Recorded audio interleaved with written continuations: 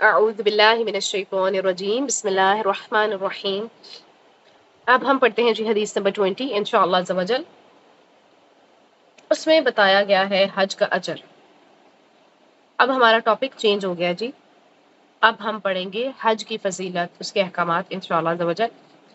تو عن ابی ہریرہ رضی اللہ عنہ قال، ابو ہریرہ رضی اللہ تعالیٰ عنہ سے روایت ہے، وہ کہتے ہیں سمعت النبی صلی اللہ علیہ وسلم یقول، کہ میں نے آپ صلی اللہ علیہ وسلم کو یہ فرماتے ہوئے سنا، من حج، جو کوئی بھی حج کرے للہ اللہ کے لیے، فلم یرفث، پھر نہ وہ کوئی جنسی گفتگو کرے، ولم یفسق، اور نہ کوئی گناہ کا کام کرے، رجع، تو وہ لوٹتا ہے، کیومن ولدت امہ، تو وہ ایسے واپس ہوگا جیسے آج اس کی ماں نے اسے جنم دیا ہو۔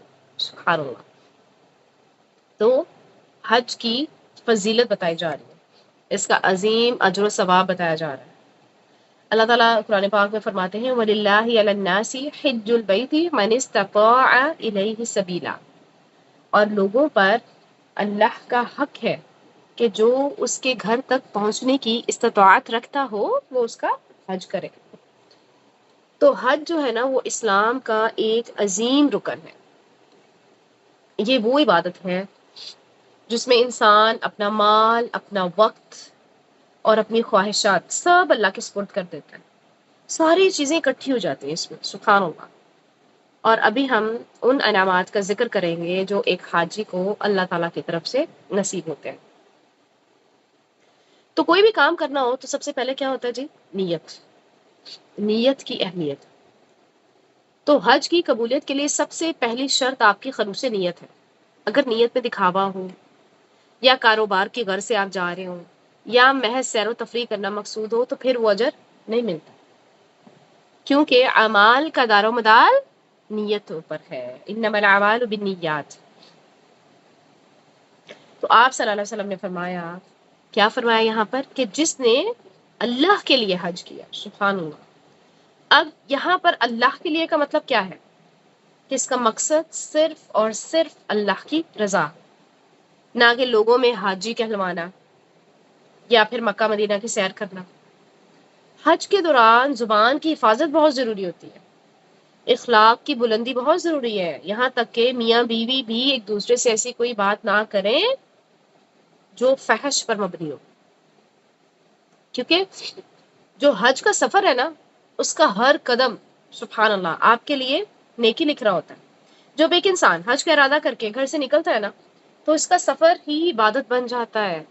اللہ کے رسول صلی اللہ علیہ وسلم نے خوشخبری سنائی کہ جب تم بیت اللہ کے ارادے سے نکلتے ہو تو تمہاری سواری، یعنی چاہے وہ اونٹنی ہو یا آج کے دور میں کوئی بھی سواری ہو سکتی ہے، تو تمہاری سواری جو قدم اٹھاتی ہے یا رکھتی ہے، اللہ تعالیٰ اس کے بدلے تمہارے لیے ایک نیکی لکھ دیتا ہے اور تمہارا ایک گناہ مٹا دیتا ہے۔ اللہ اکبر۔ یعنی منزل تک پہنچنے سے پہلے ہی گناہوں کی دھلائی شروع ہو جاتی ہے۔ تبھی تو کہتے ہیں کہ انسان ایسے لوٹتا ہے جیسے اس کی ماں نے آج جنا ہو، بالکل پاک صاف۔ ذرا سوچیں کہ آپ کے نکلتے ہی آپ کے ایک ایک قدم پر نیکی اور ایک گناہ مٹا دیا جاتا اور ایک نیکی ایڈ کر دی جاتی، سبحان اللہ۔ پھر اگر ہم اس کے بعد طواف کو دیکھیں تو طواف کے بعد کیا کرتے ہیں، ہم 2 رکعت پڑھتے ہیں نا۔ بیت اللہ کا طواف کرنے کے بعد مقام ابراہیم پر کھڑے ہو کر انسان 2 رکعت پڑھتا ہے، اور وہ ایسے ہے جیسے کہا جاتا ہے کہ تم نے حضرت اسماعیل علیہ السلام کی اولاد میں سے ایک گردن آزاد کی ہو، سبحان اللہ۔ اس کے بعد ہم کیا کرتے ہیں، سعی کی طرف چلتے ہیں، صفا مروہ کی۔ تو صفا اور مروہ ان کے درمیان دوڑنا کوئی معمولی عمل نہیں ہے، یہ حضرت حاجرہ علیہ السلام کی سنت ہے، اور اس عمل کا اجر 70 غلاموں کو آزاد کرنے کے برابر ہے، 70 غلام، اللہ اکبر۔ پھر اس کے بعد اگر ہم دیکھیں میدان عرفات میں جب پہنچتے ہیں تو وہ تو ہوتا ہی مغفرت کا دن ہے، ابھی یہ دن گزرا ہے، کیسا عظیم دن تھا، سبحان اللہ۔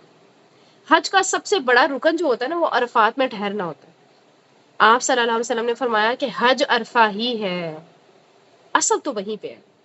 زوال کے بعد جب حاجی وہاں کھڑے ہوتے ہیں، آسمان کی طرف ہاتھ اٹھائے ہوئے، رو رو کے گڑ گڑا کے اللہ سے دعائیں مانگ رہے ہوتے ہیں، سبحان اللہ، وہ تو عالم ہی کچھ اور ہوتا ہے۔ ہم تو اسکرین پہ جب دیکھتے ہیں تو اس کا مزہ دوبالا ہو جاتا ہے جب وہاں پر کوئی انسان ہوگا تو اس کی کیا ہی کیفیت ہوگی. جب ہم یہاں گھر بیٹھے اسکرین پہ دیکھ رہے ہوتے ہیں ہماری آنکھوں سے آنسو جاری ہو جاتے ہیں اور بس سبحان اللہ اور اللہ اکبر واقعی نکل رہا ہوتا ہے، جو کہ ہمیں کہا گیا ہے کہ ان دنوں میں تکبیر تحلیل کریں. تو وہ تکبیر جو ہے نا وہ ہمیں پڑھنی نہیں پڑتی ہے، وہ دل سے نکل آتی ہے. سبحان اللہ. ایون اللہ تعالیٰ بھی فرشتوں کے سامنے اپنے بندوں پر فخر کرتے ہوئے کہتا ہے دیکھو میرے بندے پراگندہ حال میں دور دراز سے میرے پاس آئے ہیں، وہ میری رحمت اور جنت کے امیدوار ہیں. یعنی اللہ تعالیٰ بھی فخر کرتے ہیں اپنے بندوں پر. سبحان اللہ. اللہ کے ہی بندے ہیں، ادنا سے بندے ہیں، کیا کر کے گئے ہیں؟ اسی کے دیے ہوئے مال میں سے خرچ کر کے پہنچے، اسی کی دی گئی صحت، اسی کی دی گئی توفیق سے ہم وہاں گئے ہیں اور اللہ ہم پہ فخر کر رہے ہیں. سبحان اللہ. اس سے زیادہ اچھا کون سا دن ہوگا؟ اللہ تعالیٰ کا اعلان ہوتا ہے اے میرے بندو اگر تمہارے گناہ ریت کے ذروں، بارش کے قطروں یا سمندر کی جھاگ کے برابر بھی ہیں تو میں انہیں بخش دوں گا. انہیں میں نے بخش دیا، یہ آتا ہے حدیث میں. نہ صرف حاجی کو بلکہ دیکھیں ان لوگوں کو بھی اللہ تعالیٰ بخش دیتے ہیں جن کے لیے حاجی وہاں دعا کرتے ہیں. یہ اس اللہ کے مہمان کا اعزاز ہے کہ جب وہ بھی کسی کے لیے دعا کرتے ہیں تو اللہ قبول فرماتا ہے. سبحان اللہ. دل کتنا خوش ہو جاتا ہے ایسی احادیث سن کے، پڑھ کے، کہ اتنا اجر ہے اور ہم لا علم ہو کے بیٹھے ہوئے ہمیں پتہ ہی نہیں ہے. اور اگر ہم حج کر آئے ہیں تو کیا ہمیں اتنا اجر ملا ہوگا؟ ذرا تصور کیجئے. سبحان اللہ. پھر اس کے بعد جب رمی کرتے ہیں انسان، کنکریاں مارتا ہے، کس کو؟ شیطان کو. شیطان کو کنکریاں مارنا ایکچولی اپنے نفس کے شر کو ختم کرنا ہوتا ہے. ہر کنکری کے بدلے ایک کبیرہ گناہ، کبیرہ گناہ، صغیرہ کی بات نہیں ہو رہی، کبیرہ گناہ، ہلاک کر دینے والا جو گناہ ہوتا ہے نا، یہ اس کا کفارہ بن جاتا ہے ایک کنکری. تو اس کے بعد کیا کرتے ہیں؟ قربانی کرتے ہیں. تو حاجی جو قربانی کرتا ہے نا وہ رائے گاہ نہیں جاتی ہے بلکہ اللہ کے پاس ذخیرہ ہوتی ہے. اللہ تعالیٰ کو کیا پہنچتا ہے؟ تقویٰ. اور قربانی کے بعد ہم کیا کرتے ہیں؟ سر منڈواتے ہیں، طواف افاضہ کرتے ہیں. تو جب حاجی اپنا سر منڈواتا ہے نا، یعنی خلق کرواتا ہے، تو ہر اس بال کے بدلے جو گرتا ہے ایک نیکی لکھی جاتی ہے. اللہ اکبر. اور ایک گناہ مٹا دیا جاتا ہے. یعنی ہر قدم پہ، ہر بال پہ نیکی لکھی جا رہی ہے، گناہ مٹ رہا ہے. اللہ اکبر. تو اس کے بعد جب طواف افاضہ کرتے ہیں نا تو وہ گناہوں سے ایسے پاک ہو جاتا ہے کہ کوئی گناہ باقی رہتا ہی نہیں ہے. ایک فرشتہ آ کر اس کے کندھے پر ہاتھ رکھ کے کہتا ہے اب مستقبل کے لیے جو چاہ کرو، یعنی نیک عمل کرو تو پچھلے تمہارے تمام گناہ معاف کر دیے گئے ہیں. سبحان اللہ. تو حج کا سفر جو ہے نا وہ محض ایک ظاہری سفر نہیں ہے بلکہ یہ روح کی پاکیزگی ہے، گناہوں سے بچنے کی ایک عظیم تربیت گاہ ہے. کیونکہ حجاج جو ہوتے ہیں نا وہ اپنے گھر، اہل و عیال اور تمام تر مصروفیات کو چھوڑ کے اللہ تعالیٰ کے گھر کی زیارت کے لیے ایک لمبے سفر پہ نکلتے ہیں. تو یہ توکل علی اللہ کی ایک خاص کیفیت ہے جو انسان کے اندر پیدا ہوتی ہے. دوران سفر اللہ کی رضا کے لیے ہر قسم کی تکلیف، پریشانی، دکھ، مشقت جو بھی آتا ہے رستے میں اس پر ہم صبر کرتے ہیں. تو یہ کیا ہوتا ہے؟ ہمارا تزکیہ نفس ہو رہا ہوتا ہے، ہماری ٹریننگ ہو رہی ہوتی ہے. دیکھیں نا دنیا کے مختلف حصوں میں رہنے والے، مختلف زبانیں بولنے والے، مختلف لباس پہننے والے، مختلف رنگوں اور مختلف نسلوں سے تعلق رکھنے والے لوگ ایک ہی مرکز پر پہنچنے کے لیے چل پڑتے ہیں. پھر میقات پر پہنچ کر سب لوگ اپنا قومی لباس اتار دیتے ہیں اور ایک ہی سادہ سا فقیرانہ لباس پہن لیتے ہیں. سبحان اللہ. اور یہ مساوات کی ایک ایسی تعلیم دیتا ہے نا یہ منظر جس کی مثال دنیا کے کسی بھی دوسرے مذہب میں نہیں ملتی ہے. کوئی امیر ہے، کوئی فقیر ہے، کوئی شاہ ہے، کوئی گدا ہے، کوئی عربی ہے، کوئی اجمی ہے، کوئی شرقی ہے یا غربی ہے، کوئی بھی ہے، سبھی لوگوں کا آپ نے دیکھا ہوگا لباس ایک ہی ہوتا ہے. ایک ہی لباس، ایک ہی زبان میں، ایک ہی رخ پر، ایک جیسے الفاظ میں اور ایک ہی ترانہ، لبیک اللہم لبیک. سبحان اللہ. تو توحید بلند ہو رہی ہوتی ہے، توحید کا ترانہ بلند ہوتا ہے. ٹھیک ہے. اور پھر سارے ایک ہی وقت میں کیا ہوتے ہیں؟ اپنے رب کے حضور سجدہ ریز ہوتے ہیں. زبان، رنگ، نسل، وطن، یہ کچھ بھی نہیں ہے، وہاں پر سب برابر ہے. سبحان اللہ. تو یہ جو حج ہے نا، حج کرنے والے جو ہوتے ہیں حاجی ہوتے ہیں، حاجیوں پر ایک ہی رنگ چڑھا ہوتا ہے، اللہ کا رنگ، صبغۃ اللہ. ٹھیک ہے.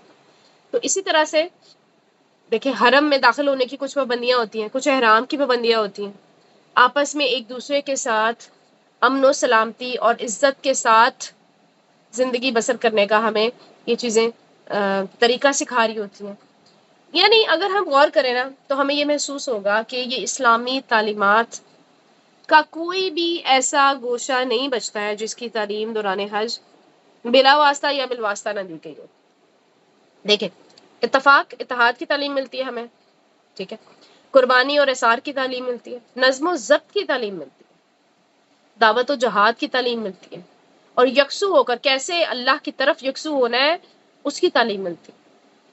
مواخات کی، مساوات کی تعلیم ملتی ہے، امن و سلامتی کی تعلیم ملتی ہے، اور سب سے بڑی بات اللہ اور اس کے رسول کی اطاعت کرنے کی تعلیم مل رہی ہوتی ہے، اور عقیدہ توحید کی تعلیم مل رہی ہے. سبحان اللہ. تو یہاں بہت سارے لیسنز ہوتے ہیں ہمارے لیے. تو یہ اتنی عظیم عبادت ہے، اس لیے ہمیں چاہیے کہ یہ عبادت کرتے ہوئے کیا کرے، ہر قسم کے گناہ سے بھی بچے. تو کیا کہا پھر، نہ کوئی جنسی گفتگو کرے، نہ کوئی گناہ کا کام کرے، تو پھر وہ ایسا حج ہوگا جو پھر کہ انسان وہاں سے واپس آئے تو ایسے ہوگا جیسے اس کی ماں نے اسے جنا ہے. تو حج کے دوران بہت سارے گناہوں سے ہم بچ سکتے ہیں. جیسے غلط نیت نہیں رکھنی چاہیے انسان کو، دکھاوے کی نیت نہیں ہونی چاہیے. حج کا مقصد کاروبار نہیں ہونا چاہیے. لوگوں سے میل ملاقات، جہاز کی سیر، یا محض کسی بھی ملک جیسے مکہ مدینہ جو شہر ہے ان کی سیر و تفریح، یہ ہمارا مقصد نہیں ہونا چاہیے. مقصد کیا ہونا چاہیے؟ اللہ کی رضا. پھر دوسری بات یہاں بتا دی گئی، جنسی گفتگو نہیں ہونی چاہیے، فحش گوئی نہیں ہونی چاہیے. کسی بھی قسم کی فحش گوئی، اس سے ہمیں بچنا لازم ہے. لڑائی جھگڑا فساد نہیں ہونا چاہیے، اس سے بچ سکتے ہیں ہم. دوران سفر دیکھیں دوسروں کے ساتھ تلخ کلامی ہو جاتی ہے کبھی، جھگڑے سے ہمیں اس وقت بچنا چاہیے. ٹھیک ہے، اوائڈ کرنا چاہیے. ہمیں دیکھنا چاہیے کہ ہم کس سفر پہ جا رہے ہیں. وہ گناہ جو انسان کو ہلاک کر دینے والے ہونا، وہ کبیرہ گناہ ہوتے ہیں، ان سے بچنا اور ان سے توبہ کرنا حج کا لازمی حصہ ہے. ٹھیک ہے. اب ان سے بچیں گے کیسے؟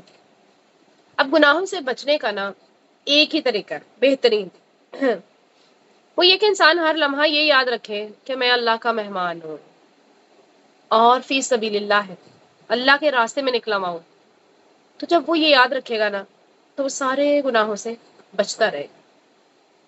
گرمی ہوتی ہے دیکھیں وہاں پہ کتنی زیادہ، ہجوم ہوتا ہے بہت زیادہ، سفر کی سختی ہوتی ہے، غصہ آنا فطری عمل ہے.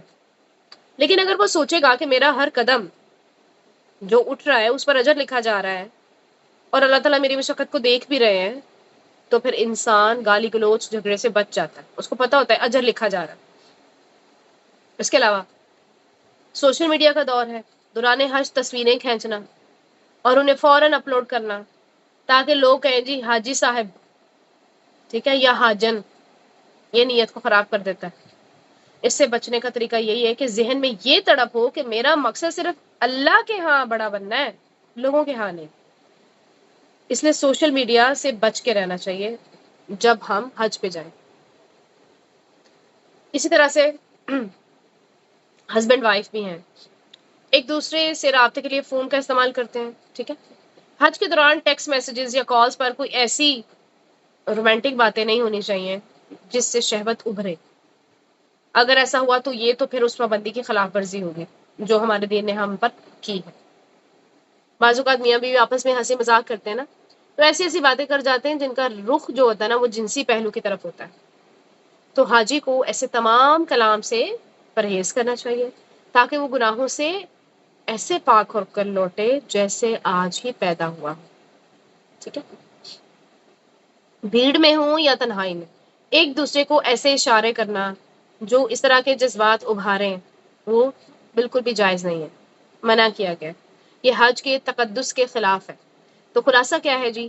خلاصہ یہ ہے کہ حج کے دوران اپنی زبان اور خیالات پر قابو پانا ہی وہ عمل ہے جو ایک انسان کو گناہوں سے پاک کر کے اس کی سابقہ زندگی کے تمام گناہ معاف کروا دیتا ہے. ٹھیک ہے. اور اس کے علاوہ حج کا ایک اور بھی بہت بڑا فائدہ ہے، سبحان اللہ، یہ فقر و فاقہ کو دور کرتا ہے. اکثر لوگ حج پہ کیوں نہیں جاتے ہیں؟ انہیں ڈر لگتا ہے. کس سے؟ فقر سے. اتنا پیسہ لگ جائے گا، واقعی پیسے تو بہت ہے، ٹھیک ہے، وہ ڈرتے ہیں کہ ہم فقیر ہو جائیں گے، ہم غریب ہو جائیں گے. اتنا پیسہ یہاں پہ لگا دیا تو بیٹیوں کی شادی کیسے کریں گے، گھر کیسے بنائیں گے، گھر کے باقی معاملات کیسے دیکھیں گے. اب جتنا پیسہ یہاں پر لگ رہا ہے اتنے میں تو کسی کا پلاٹ آ سکتا ہے. ایسے ہی ہے ایسے سوچتے ہیں تو انسان ڈر جاتا ہے، یہ شیطان آ کے وسوسے ڈالتا ہے. تو آپ صلی اللہ علیہ وسلم نے کیا فرمایا کہ حج اور عمرہ پے در پے کیا کرو، کیونکہ یہ دونوں فقر و فاقہ اور گناہوں کو اس طرح دور کر دیتے ہیں جیسے بھٹی لوہے کے میل کچیل کو دور کر دیتی ہے. بھٹی لوہے کے میل کچیل کو جس طرح دور کرتی ہے نا، اس طرح سے فقر و فاقہ دور ہو جائے گا ہم سے. کیسے ہوگا اللہ جانتا ہے، ہمیں ضرورت نہیں ہے سوچنے کی. ہمارے گناہ بھی دور ہو جائیں گے. گناہوں کا تو ہمیں اندازہ ہو جاتا ہے احادیث پڑھ کے، لیکن فقر و فاقہ کی طرف دھیان نہیں دیتے ہم. فقر و فاقہ پہ ہم اڑے رہتے ہیں کہ کہیں ہم فقیر نہ ہو جائے. تو شیطان کے اس ہتھ کنڈے سے ہمیں نکلنے کی ضرورت ہے. تو حج جو ہے وہ صرف ایک سفر نہیں ہے بلکہ زندگی کی تبدیلی کا نام ہے obviously. تو حاجی کو اللہ تعالیٰ کی حفاظت ملتی ہے، اس کی دعائیں قبول ہوتی ہیں. تو ہمیں چاہیے کہ اگر اللہ نے استطاعت دی ہے تو اس فریضے کو ادا کرنے میں دیر نہ کریں. اللہ تعالیٰ سے دعا ہے کہ وہ ہمیں اخلاص کے ساتھ حج مبرور نصیب فرمائے اور ہمیں ان تمام برکتوں کا مستحق بنائے جن کا ذکر احادیث میں آیا ہے. سبحانک اللہم و بحمدک نشہد ان لا الہ الا انت نستغفرک و نتوب الیک. السلام علیکم ورحمۃ اللہ وبرکاتہ.